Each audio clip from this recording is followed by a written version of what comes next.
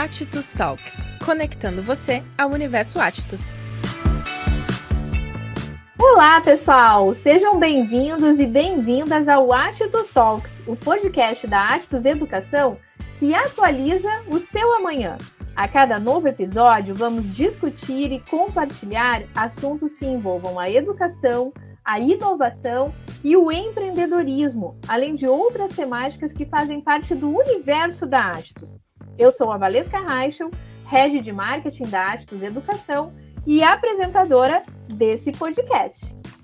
E antes de iniciarmos esse nosso episódio, eu quero só lembrar que estamos com as inscrições abertas, tanto para os cursos de graduação como pós-graduação na Attus Educação. Na graduação, temos as formas de ingresso através do ingresso especial, que é uma forma dinâmica para ingressar e iniciar os seus estudos ainda em 2023, ou também, para quem já está estudando, tem a possibilidade de realizar transferência. E também estão abertas as inscrições para os nossos cursos de pós-graduação estrito sensu, mestrados e doutorado na Attus Educação. Mas vamos lá! Vamos falar sobre um assunto que todo mundo está ouvindo falar bastante recentemente, é algo que realmente está sendo muito comentado, que é a questão da inteligência artificial. Especialmente uma inteligência artificial virou notícia e todos quiseram experimentar o ChatGPT, que é um assistente virtual no formato de chatbot, desenvolvido pela OpenAI. E nele você faz uma pergunta, ele traz informações de diferentes fontes, também produz textos, resumos, apresentações, enfim, é uma infinidade de possibilidades que o ChatGPT traz e parece ficção científica, né? Mas é a consolidação da inteligência artificial no nosso cotidiano. Mas aí fica uma série de questionamentos. Será que os algoritmos que nos inundam com sugestões são realmente confiáveis? Será que a inteligência artificial influencia nas escolas, nos resultados? São muitas perguntas e se nós formos parar para pensar, todas elas passam pela área jurídica, pela área do direito. E para conversar sobre inteligência artificial nessa área especificamente, nós vamos receber hoje dois convidados que são especialistas no assunto.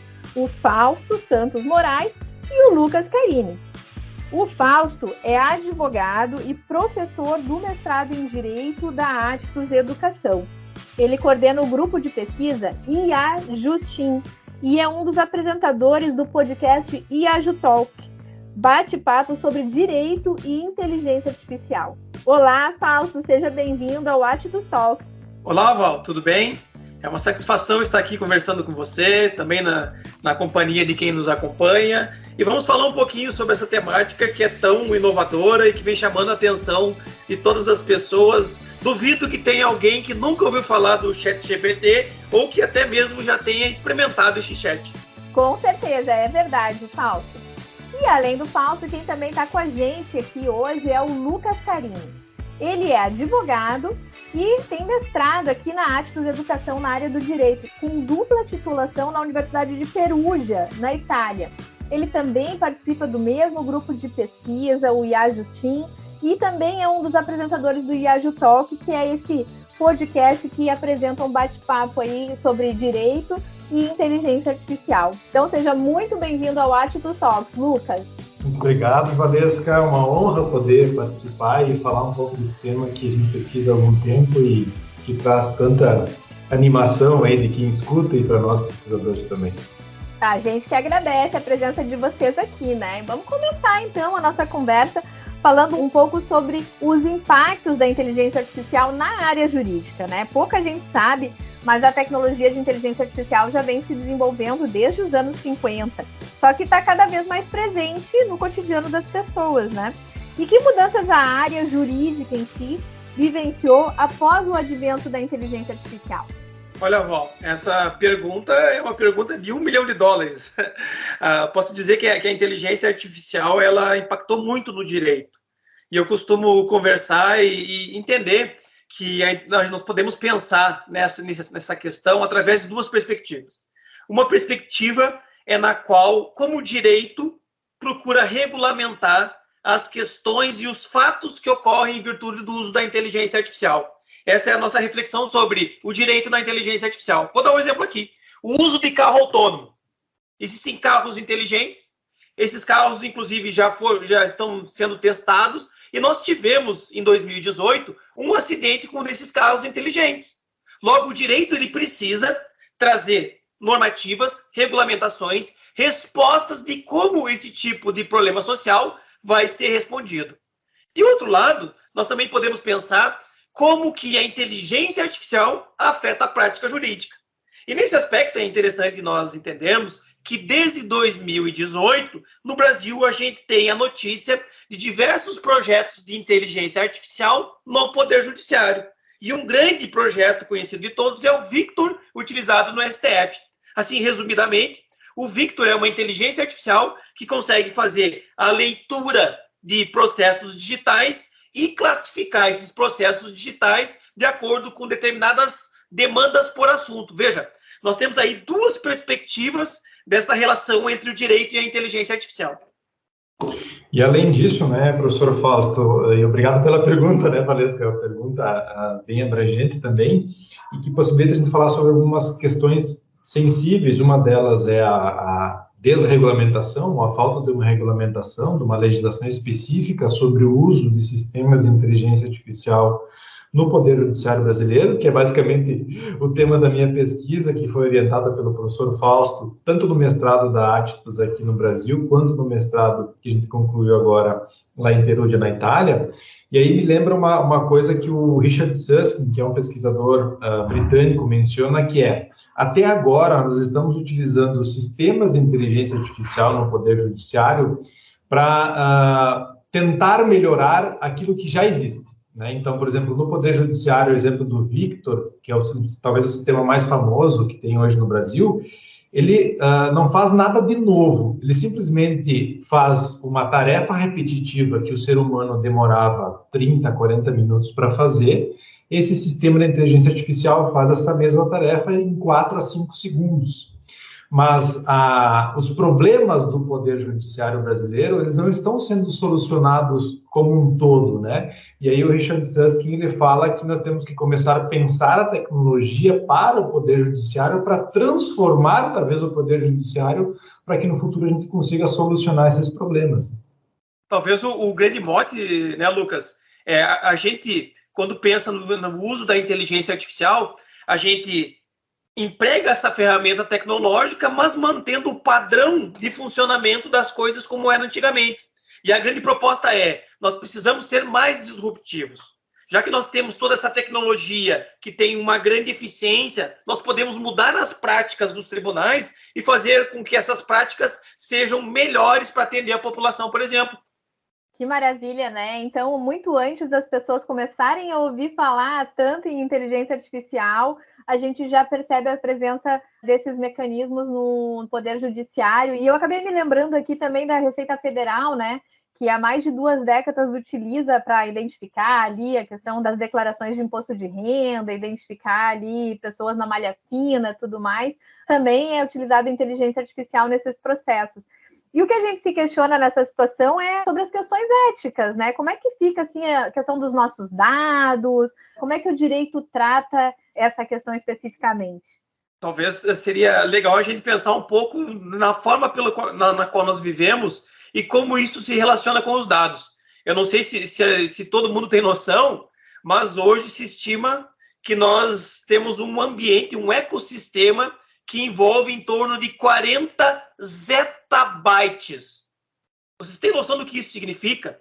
Zettabyte, ele é um número que não é físico. Mas se a gente fosse pensar fisicamente, 40 zettabytes de dados poderiam significar em torno de 56,5 bilhões de HDs colocados um do lado do outro, que é uma medida física. Esses 56,5 bilhões corresponde em torno de 5,3 milhões de quilômetros de dados. O que permite uma viagem, 13 viagens à Lua de dados que nós temos. Então, diante de todo esse volume de dados, que a gente reconhece como uma noção do Big Data, é possível, com o uso da tecnologia, fazer com que esses dados promovam muitas informações. E essas informações, elas são utilizadas nos mais diversos ramos.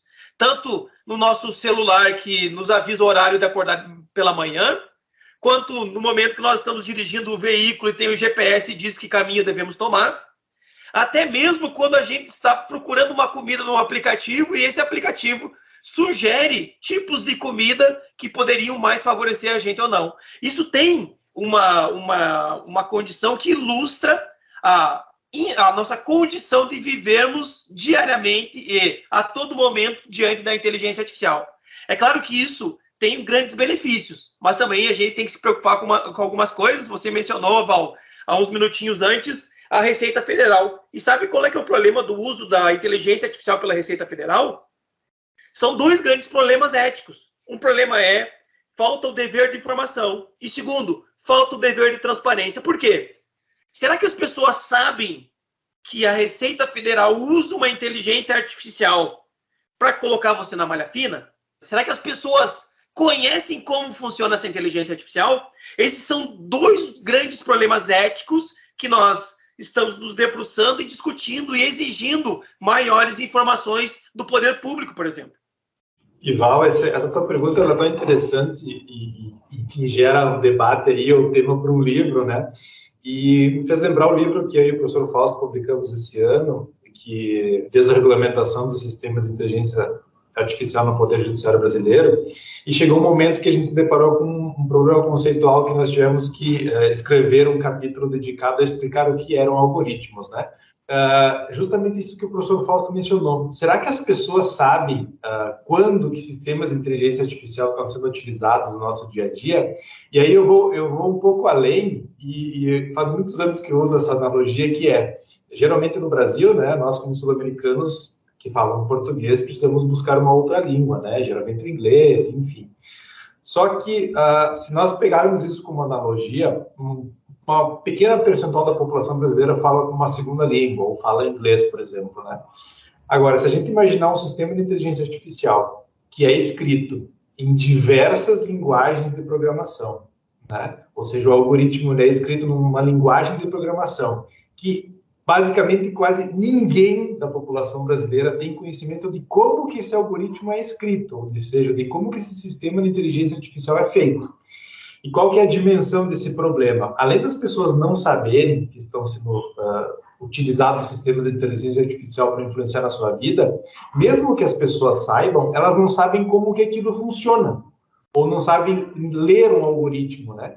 E esse problema ele aumenta de dimensão porque quando os nossos problemas do dia a dia ou da vida cotidiana ocorrerem envolvendo um sistema de inteligência artificial, ele vai parar no Poder Judiciário. E adivinhe, advogados e juízes e promotores também não sabem como que um sistema de inteligência artificial é escrito ou como que ele funciona tecnicamente. Então, isso revela justamente a importância desse tema que a gente abordou no livro, que é a necessidade que nós temos de regular o desenvolvimento, o uso e a aplicação desses sistemas de inteligência artificial, não só no Poder Judiciário, mas na vida como um todo. E também, né, Lucas, me parece que a nossa proposta, até a Val fez menção ao nosso grupo de pesquisa, ele procura integrar muitas questões da tecnologia da informação. Por exemplo, algumas necessidades de entendimento da forma de codificação.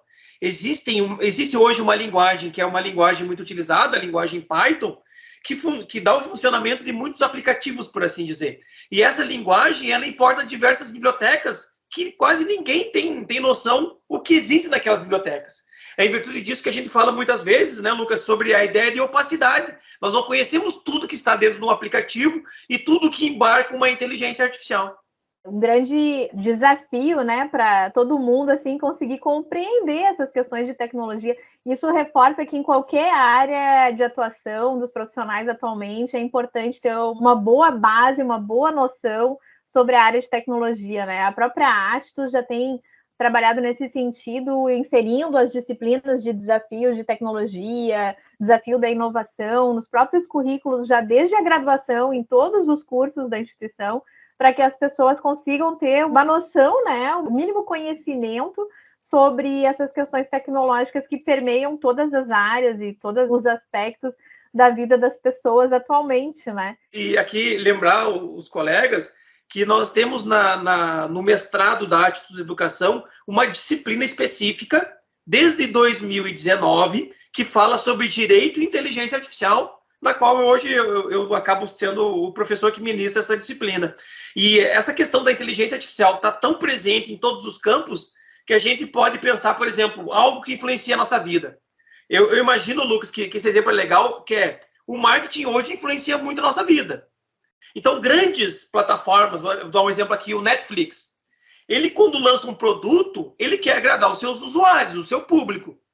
E o Netflix, em algumas séries, e aí eu vou citar 2 séries para vocês, ele faz uma análise do perfil dos seus usuários, pega esses dados, e aí uma ciência de dados para entender quais que seriam as expectativas dos usuários, e o Netflix, ele criou 2 séries em particular. Ele criou o House of Cards, porque os dados coletados dos seus usuários mostravam que eles eram grandes fãs de um determinado ator, e também que eles seriam interessados por uma série de drama político. Então, a Netflix, com base nesses dados, criou uma série específica que era o House of Cards. De outro lado, um outro exemplo que eu acho que todo mundo conhece é o Stranger Things.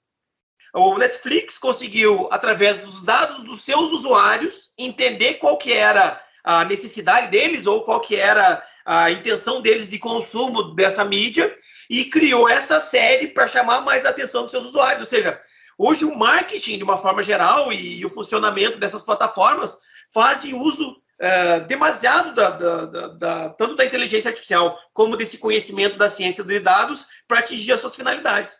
É exatamente isso, né? Os dados estão por todos os lados, não tem como a gente não deixar o nosso rastro em tudo que a gente faz, né? Mesmo nos momentos de lazer ali assistindo uma série, você está, de uma certa forma, deixando ali os seus dados. E aí o que a gente associa muito, e também foi nos últimos anos bastante evidenciada, a questão da Lei Geral da Proteção de Dados, né? A LGPD.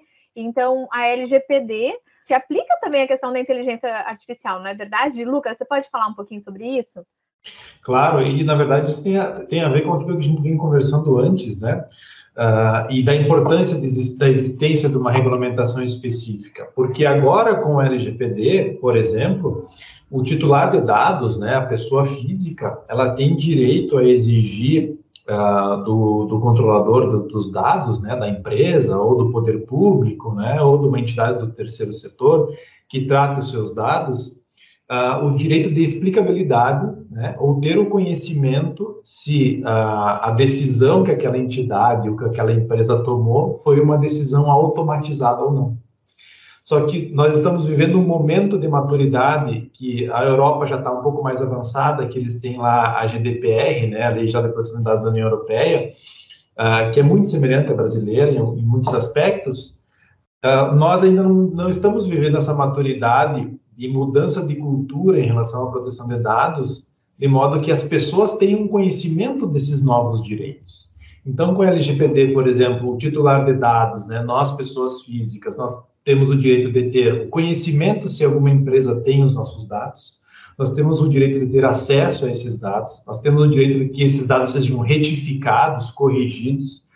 Talvez o mais importante, nós temos o direito de ter a portabilidade desses dados, né?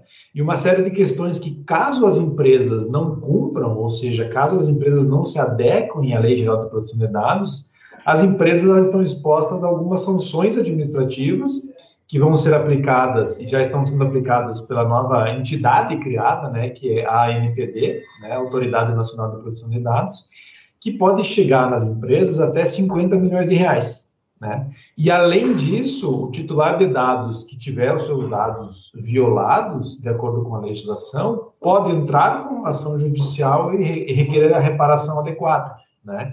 Só que essa mudança de cultura ainda está engatinhando no Brasil. Né? As empresas agora que estão olhando para isso, que elas precisam fazer uma adequação, os titulares de dados no seu dia a dia também precisam tomar cuidado, né, que a legislação também se aplica para eles, né, você também precisa respeitar os dados dos outros titulares. Por exemplo, a legislação faz uma distinção entre dado pessoal normal, digamos, né, CPF, nome, endereço, e dado pessoal sensível, por exemplo, a parte racial, origem racial, convicção religiosa, filiação a sindicato, partido político, né? Até condição médica, né, Lucas? Acho que é interessante, porque uma das grandes áreas, e o Lucas trabalha bastante com isso, é o uso dessa ciência de dados na medicina e o próprio uso da inteligência artificial na medicina. Muitas ferramentas de inteligência artificial, elas hoje são capazes de apresentar para o médico uma perspectiva de diagnóstico muito melhor do que o médico sozinho. Então, se imagina que em um determinado tempo vai ser uma obrigação do médico utilizar a inteligência artificial para ele não incorrer numa imprudência no exercício da sua profissão. Realmente permeia muitas áreas, né? E essa questão é uma culturalização, né? As pessoas precisam começar a entender e se habituar e isso fazer parte realmente do seu entendimento, inclusive jurídico. E eu imagino que a Associação Ibero-Americana de Inteligência Artificial e Direito também tenha como propósito essa questão de informação, né? De tornar esse assunto mais evidente no âmbito de várias profissões diferentes. Então, como eu sei que o Fausto é o presidente da associação, o Lucas é um dos diretores, eu queria que vocês contassem um pouquinho também sobre a atuação da associação, como que ela surgiu e no que ela contribui em toda essa temática. Digamos assim, a associação ela nasceu com a iniciativa de alguns professores. Eu e o Lucas somos um dos membros fundadores e a nossa intenção era reunirmos num espaço democrático, plural, uma série de pesquisadores com conhecimento nessa área do direito da inteligência artificial para socializarem as suas pesquisas e a partir daí a gente conseguiu criar outras iniciativas. Por exemplo, a gente tem uma revista que é a Revista Brasileira de Inteligência Artificial e Direito, que traz publicações associadas a essa temática. A gente tem também, como foi mencionado antes, o nosso podcast, que é o IAJUS Talk, o bate-papo sobre direito e inteligência artificial. E, além disso, a gente tem promovido nos últimos anos, agora nós vamos para o nosso 5º ano, o Seminário Internacional de Inteligência Artificial e Direito. Veja, uma série de iniciativas que busca trazer maior conhecimento da área para a população em geral e também criar um grupo de pesquisadores que possa consolidar essa temática, olhando e trazendo a atenção para o Rio Grande do Sul. Que legal, realmente muito importante esse tipo de iniciativa, né? E eu me pergunto, porque nós estamos recebendo aí uma nova geração de advogados, advogadas, que já nasceram no ambiente digital, né? São nativos digitais, então eles já estão muito mais familiarizados com todas essas tecnologias. E aí, a gente está falando aqui da Attus, dos cursos de graduação, dos cursos de pós-graduação. Como que essas questões surgem e são trabalhadas em sala de aula, com essa nova geração de profissionais que está chegando na área do direito? Os desafios são diferentes de acordo com o nível que nós estamos falando. Digamos assim, o primeiro desafio é nós sensibilizarmos o nosso público da graduação, os nossos estudantes da graduação, a olharem para essas questões digitais, especialmente para a proteção de dados, para o uso da inteligência artificial. Muitas vezes isso está no nosso dia a dia e por estar tão presente a gente não presta atenção. E aí um dos primeiros movimentos é nós chamarmos a atenção sobre as consequências jurídicas da proteção de dados, do uso da inteligência artificial, da forma pela qual a inteligência artificial afeta as nossas vidas. E também, quando a gente vai falar sobre a pós-graduação, isso abre um novo campo, porque ele permite inserções práticas, permite uma forma na qual quem está conhecendo essa temática de uma forma mais aprofundada, por exemplo, na pós-graduação, fazer aplicações. O Lucas é um grande exemplo disso, porque o Lucas hoje é uma das pessoas que trabalha com compliance da LGPD e também compliance do uso da inteligência artificial. Veja, muitas vezes a gente pensa que um curso de pós-graduação, de um mestrado, ele vai ser algo muito teórico, muito acadêmico, que não tem uma repercussão prática. Entretanto, quando a gente tem esse objeto, que é a tecnologia, que são os dados, que é a inteligência artificial, isso faz com que nós sejamos jogados à realidade. E o nosso dia a dia, ele acaba sendo o objeto das nossas pesquisas e discussões, né, Lucas? Não, é excelente esse assunto, porque, assim, por mais que essas gerações mais novas que as nossas, né, professor Fausto, tenham nascido digitais, por exemplo, eu acho que esse papel que a Attus faz de despertar esse interesse e chamar a atenção para que, além de você ser nativo digital, você estude essas tecnologias, faz com que esses profissionais eles cheguem no mercado de trabalho muito mais bem preparados. Por quê? Aqui no escritório, por exemplo, antes da gente começar a trabalhar com proteção de dados, com LGPD, nós fomos buscar especialização. E aí, quando eu entrei no mestrado e depois já emendei a dupla titulação, concomitante com isso, eu fui atrás de outras certificações, por exemplo, uma certificação da Exim, que é uma certificadora holandesa, para estar conectado com essas novas mudanças, né? E isso me mostrou e mostra para as próximas gerações, principalmente com a velocidade que as tecnologias surgem, da necessidade de uma educação continuada, né? Então, você não pode achar que você vai chegar no final da graduação ou no final do mestrado e vai estar pronto para o mercado para os próximos 10 anos. Essa realidade ficou há 30 anos atrás, que você se formava e agora eu sou advogado e para o resto da vida você é advogado. Então, assim, para você se manter minimamente atualizado e no mercado, você necessariamente precisa de uma educação continuada. E quando você vai falar em inteligência artificial e necessariamente de dados e proteção de dados, se essa atualização ou educação ela não for atualizada constantemente, muito em breve ou muito logo na sua carreira você vai ficar fora do mercado, né? Porque as coisas evoluem muito rápido.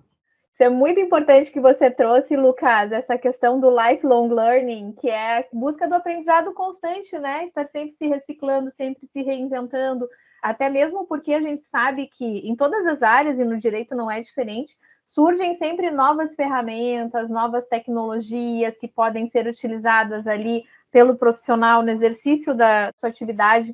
Então, até se vocês puderem trazer alguns exemplos dessas ferramentas tecnológicas na área do direito que têm surgido recentemente e que podem ser utilizadas pelos advogados, acho que seria bacana para a gente exemplificar.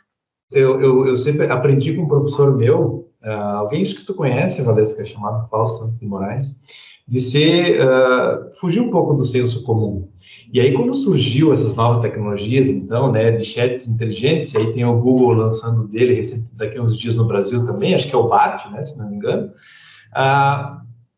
tinha essa impressão, assim como tinha discussão lá no início, né, professor Fausto, quando começou a se utilizar a inteligência artificial no Poder Judiciário brasileiro, que achava que era o 13º juiz, né, que o sistema de inteligência artificial ele ia fazer tudo e ia julgar tudo. E aí depois eu deixo o professor Fausto falar um pouco melhor sobre isso, mas o professor Fausto sempre fala que nós vivemos hoje uma fase do desenvolvimento da inteligência artificial que é uma inteligência artificial fraca. Nós estamos muito distantes de uma inteligência artificial que, vou brincar aqui, tá? Que faça bolo, troque pneu, limpe a casa, dobre a roupa, passe a roupa. A gente está longe de uma inteligência artificial plena, ou seja, que tem a mesma capacidade do ser humano, e muito mais distante de uma inteligência artificial, de uma singularidade, que seria uma inteligência artificial que ultrapassaria a capacidade humana, né? Então, por exemplo, assim, quando o pessoal fala do ChatGPT, agora o ChatGPT faz tudo sozinho. Não, ele não faz. Se você não souber a pergunta, você não vai fazer nada com o ChatGPT. Ou seja, para utilizar o ChatGPT, você tem que estudar, né? E na área jurídica, por exemplo, pensando o ChatGPT em algum momento vir a ser utilizado como uma ferramenta para otimizar o trabalho jurídico, é da mesma forma, não vai dispensar a criatividade do ser humano de encontrar soluções para os problemas. Talvez isso possa acontecer em algum momento, né? Existir uma inteligência artificial que supere a criatividade humana para encontrar soluções para problemas complexos. Mas, na minha humilde opinião, ainda não é o momento. Acho que o Lucas foi corajoso para trazer à mesa o ChatGPT. Veja só, o ChatGPT ele demanda de uma inteligência que não é artificial, vou dizer que é uma inteligência biológica para o seu funcionamento. Se você fizer um teste com o ChatGPT, eu sugiro que escolha um assunto que você saiba muito. Escolha um assunto que saiba muito e faça uma pergunta ao ChatGPT. E aí você vai ver que o ChatGPT ele não domina aquela temática da mesma maneira que o especialista. Mas ele tem inúmeras funcionalidades que são ótimas, até para advocacia. Por exemplo, se eu quero entender como estruturar uma petição, se eu quero entender quais são os argumentos a favor ou contra uma determinada tese, se eu quero ter insights eu uso o ChatGPT. Entretanto, o ChatGPT, ele tem algumas falhas, ele até avisa. Bom, se você quer saber sobre conhecimento jurídico, você quer uma consulta jurídica, procure um especialista, porque não é função dele fazer aquilo. E também, ele tem uma limitação, que é duas limitações da minha perspectiva. Uma limitação que é temporal, todos sabem que os dados nos quais o ChatGPT trabalha até 2021, e a outra limitação é a gente não sabe efetivamente quais são as fontes do ChatGPT. E aí nós temos hoje, por exemplo, a gente não faz propaganda para ninguém, mas a gente já está falando do ChatGPT. Existe uma outra ferramenta de inteligência artificial que é o Bing, da Microsoft. E o Bing, na minha leitura, ele apresenta uma perspectiva melhor que o ChatGPT, porque é possível você consultar as fontes da produção daquele texto gerado pela inteligência artificial. Então, você, além de ver aquele insight que a inteligência artificial traz, sei lá, para um argumento, para uma pesquisa, você pode conferir lá qual que é a fonte. Eu acho que aí nós temos uma ferramenta que nos permite uma melhor precisão daquilo que estamos procurando. É claro, Val, só para terminar rapidinho, no direito já existem outras ferramentas que não são tão conhecidas como o ChatGPT. Por exemplo, existe inteligência artificial para fazer uma leitura de contratos digitalizados e encontrar aquele contrato específico que você precisa. Também tem inteligências artificiais que fazem isso para documentos. Imagine hoje, os escritórios de advocacia, eles têm eliminado os documentos físicos, são todos documentos digitais. E aí eu preciso encontrar a certidão de nascimento do Lucas Carini num bolo, num dataset gigantesco. A inteligência artificial hoje consegue fazer isso. A inteligência artificial faz isso que eles chamam que é a recuperação de informações. Isso é muito utilizado na advocacia. Realmente são muitos usos, né? E muita coisa para contar aqui, mas o tempo está nos chamando. E eu vou ter que encerrar o nosso episódio de hoje. Chegamos ao final, então, de mais um episódio do Attus Talks, que é o podcast da Attus Educação. Hoje nós recebemos o professor do curso de mestrado, Fausto Moraes. Também recebemos um egresso do nosso curso de mestrado da Attus Educação, o Lucas Carini. Queria agradecer muito a presença de vocês, agradecer por dividirem com os nossos ouvintes tanto conhecimento sobre a inteligência artificial também aplicada ao direito. Já fica o convite para a gente voltar outro dia, né, retomar essa conversa, e fica o Attus Talks de portas abertas para vocês. Vou deixar aí uns minutinhos para vocês darem o recadinho final de vocês para os nossos ouvintes. Val, eu agradeço o convite, dizer que foi uma grande alegria podermos conversar um pouquinho daquilo que a gente vem pesquisando, que a gente vem debatendo e aquilo que a gente vem colocando em prática. Queria aproveitar também para fazer uma propaganda muito rápida do nosso podcast, que é o IAJUSTalk, o seu bate-papo sobre direito e inteligência artificial. E eu faço isso porque está muito conectado com essa temática que nós estamos discutindo hoje. E nós tentamos apresentar, e vamos para a nossa 4ª temporada, em torno de 30 episódios que falam de diversas perspectivas sobre o uso da inteligência artificial e essa relação com o direito. E, novamente, Val, foi uma satisfação conversar com você e com os seus ouvintes. Agradeço também, Val, o convite, uma honra poder falar no podcast dessa instituição que me deu tantas oportunidades, né? E mandar um recadinho para quem nos escute, né? Pesquise mais sobre a inteligência artificial, né? Fuja um pouco do senso comum, não fique só no superficial, na manchete, né? Tem muitas coisas para descobrir que certamente as pessoas vão se surpreender. Perfeito! A busca do conhecimento sempre é relevante, sempre é importante, né? A gente se aprofundar e sair da superficialidade sobre os mais diversos temas, principalmente quando a gente fala de tecnologia. Bom, então, para encerrar, eu queria lembrar que as inscrições estão abertas para os nossos cursos de graduação através do ingresso especial, também de transferências, e também estão abertas as inscrições para os nossos cursos de pós-graduação, para os mestrados e também para o doutorado na Attus Educação. Veja mais informações no nosso site www.attus.edu.br. E lembrando que toda semana tem episódio novo do Attus Talks nas principais plataformas de áudio e também no YouTube. E além de nos ouvir, não esqueça de acessar a Attus Educação nas nossas redes sociais. Estamos no Instagram, no Facebook, no LinkedIn, no TikTok e também no Twitter. E você pode saber mais informações sobre os nossos cursos e sobre as iniciativas da Attus no nosso site. Acesse o www.atitus.edu.br. E lembrem-se, aqui na Atitus você atualiza o seu amanhã. Atitus Talks, conectando você ao universo Atitus.